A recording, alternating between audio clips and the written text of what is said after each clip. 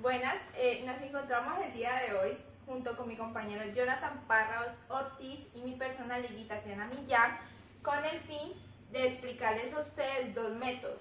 Uno es el método Romberg, el cual vamos a explicar a continuación, y más adelante les queremos explicar el otro método conocido como RK.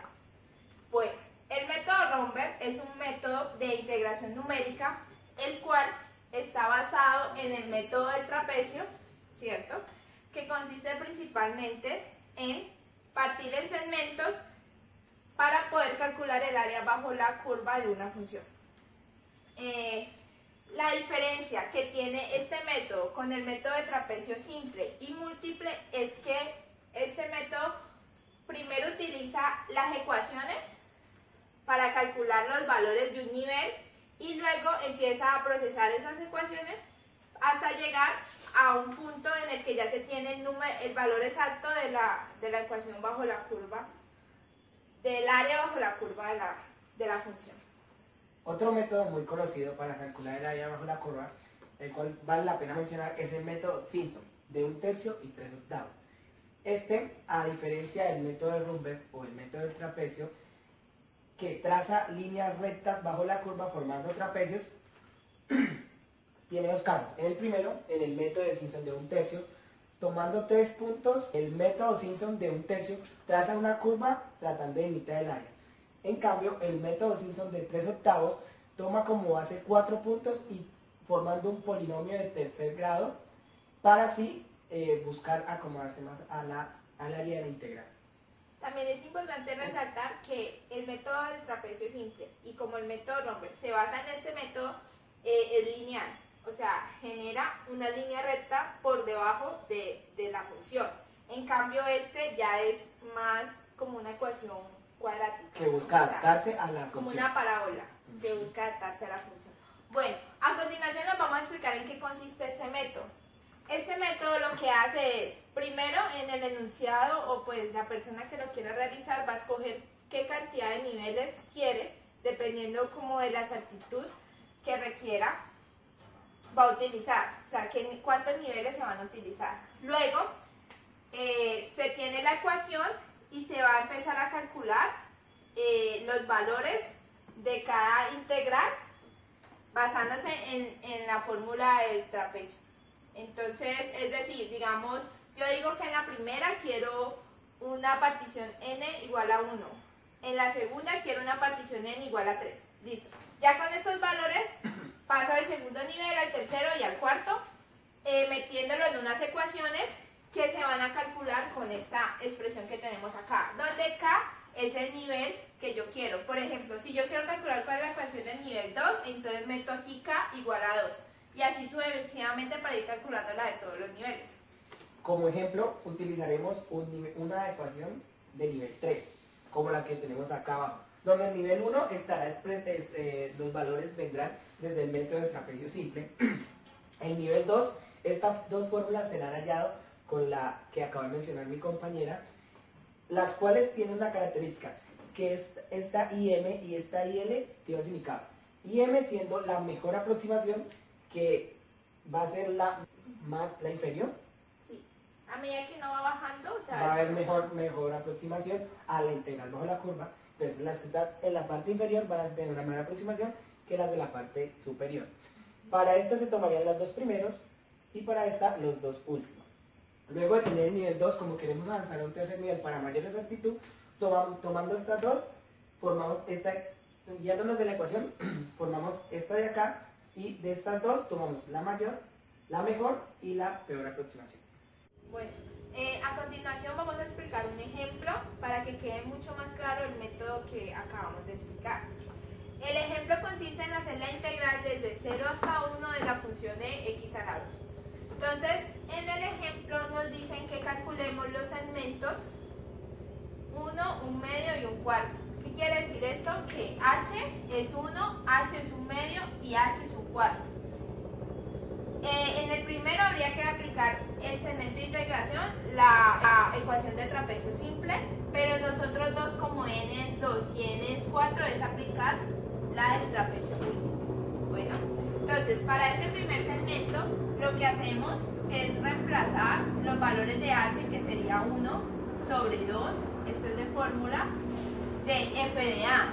F de a en este caso es 0, entonces sería e a la 0 al cuadrado más e a la 1 al cuadrado.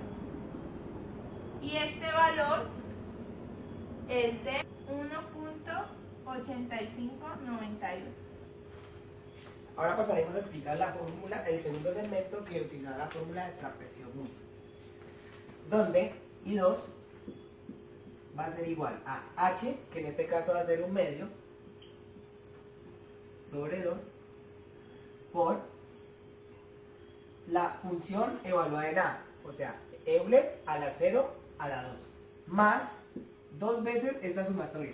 Como esta sumatoria de j igual a 1 hasta 1 se realizará solo una vez, donde vamos a tener la función evaluada en a más j por h, donde esta función, el valor de a es 0, el valor de j es 1, donde solo me quedará la función evaluada en h, que la función evaluada en h va a ser Euler a la 1 medio al cuadrado, más f de b, donde b va a ser igual a 1 por el límite de la integral, y tendremos Euler a la 1 al cuadrado. ¿Dónde esto? Donde esto nos dará un valor de 1.5715. Bueno, para Por- el tercer segmento. Por último, para el tercer segmento, aplicaremos nuevamente la regla de trapecio múltiple, pero en esta ocasión la sumatoria no será solo una, sino que contaremos con 3. El valor de h será un cuarto y los límites de integración siguen siendo los mismos. Listo, bueno, entonces ya teniendo los valores calculados por el método de trapecio múltiple y simple, lo que pasamos es al segundo nivel. En este caso nosotros escogimos hacerlo por 3 niveles porque pues es más corto. Entonces en el nivel 2 lo que voy a hacer es utilizar primero estas dos, acordándose que mientras voy bajando va aumentando la exactitud de la integral, ya que voy aumentando el número de intervalos en el que estoy dividiendo mi función. ¿Cuál es la fórmula? 4 tercios de Lm, De Lm, o sea, en este caso Lm estaría por este valor. que sería el más exacto, menos un tercio de Li, que sería el menos exacto, o sea, el primero. Esto me da un valor de 1,4757.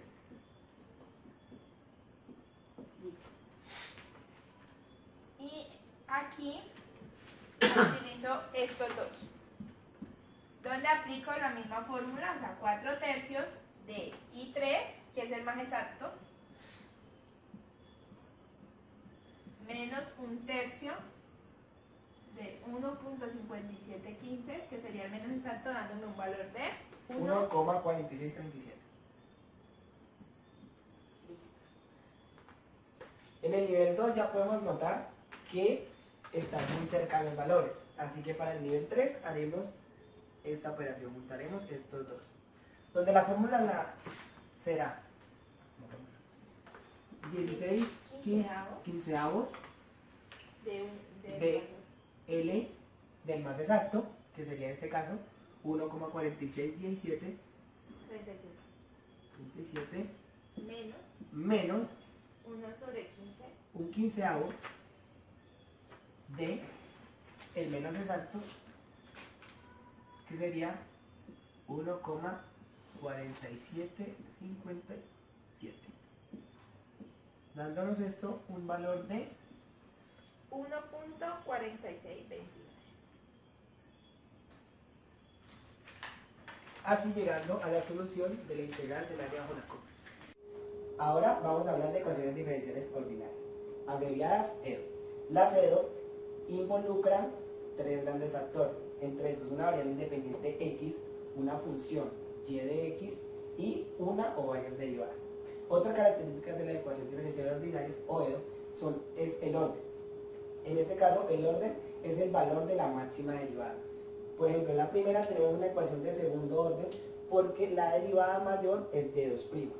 Y el grado es el exponente al que está elevado a esta mayor derivada. En este caso está elevado a 1, por ende es de primer grado. En el segundo caso tenemos una ecuación de primer orden y de tercer grado, donde la mayor derivada es y' y el exponente es 3. Listo. Nosotros a continuación le queremos presentar algunas aplicaciones de las ecuaciones diferenciales ordinarias en la rama de la ingeniería. Para empezar, en ingeniería mecánica, por ejemplo, hay muchas aplicaciones relacionadas con la determinación de pandeos de columnas, también la resistencia en vigas y la aceleración y velocidad de sistemas masa-resorte. También otra aplicación es en la ingeniería eléctrica, en donde se quieren caracterizar circuitos con ecuaciones como Maxwell y Kirchhoff.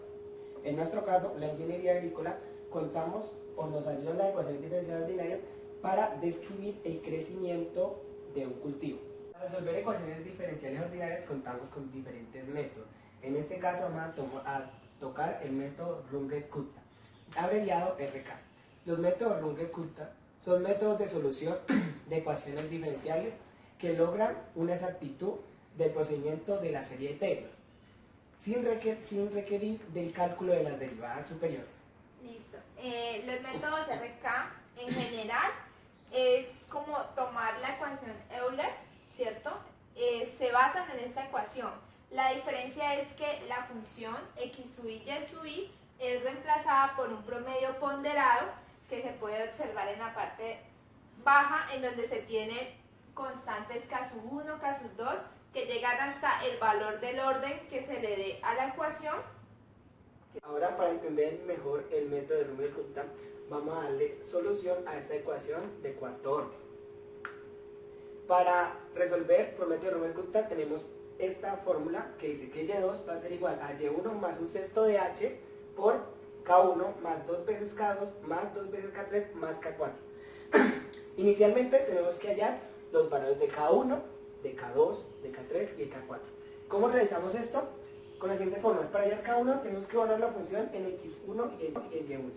Para hablar k2 tenemos que evaluar la función en x1 más un medio de una h que nos da el ejercicio, y y, esta parte de aquí sería la que evaluamos en la parte de x, y esta parte de aquí la vamos a evaluar en y, que va a ser y1 más un medio de h k1. Y así realizaremos con las 4 para hallar cada una de las constantes. Luego se reemplazarán en la ecuación inicial y se dará la solución a y2. Listo. Aquí está el ejemplo, el cual vamos a desarrollar basándonos en las fórmulas de orden 4. Aquí ya nos dan los valores de h, que es 0.2, x1, que es igual a 1, y y1, que es igual a 3, ¿cierto? Entonces lo que voy a hacer ahora es explicarle cómo calcular k1 y mi compañero va a explicar cómo calcular k2. Ya luego lo que se hace es un procedimiento similar para calcular estas otras dos, ya que a medida que vamos avanzando se va requiriendo el k calculado en la anterior ecuación. Entonces k1 está dado por el seno de 1 al cuadrado menos y, que es 3 al cuadrado por 1. Entonces, ¿qué fue lo que hice? Reemplazar los valores, ya que en la fórmula k1 me dice que es simplemente la función evaluada en x1 y y1. Entonces aquí lo que tengo que calcular son los valores de seno. Entonces el seno de 1 al cuadrado es de 0,841. Sí. 47. Y esto me haría 47. Menos 9 por 1. Y ya este valor da Menos 8.9996. Ahora procederemos a hallar el valor de K2. Para hallar K2 utilizaremos la fórmula de aquí, donde K2 va a ser igual a seno de, ¿qué es X? X va a ser X1, que tiene un valor de 1, más un medio un medio de h, que me lo da el ejercicio, que es 0,2. Todo esto elevado al cuadrado, porque la x está elevada al cuadrado, menos y al cuadrado. ¿Qué es y? Y es toda esta parte de aquí. ¿Qué va a ser? Y1, que es 3, más un medio de H de h, que es 0,2 por K1, por K1. que fue el valor calculado anteriormente.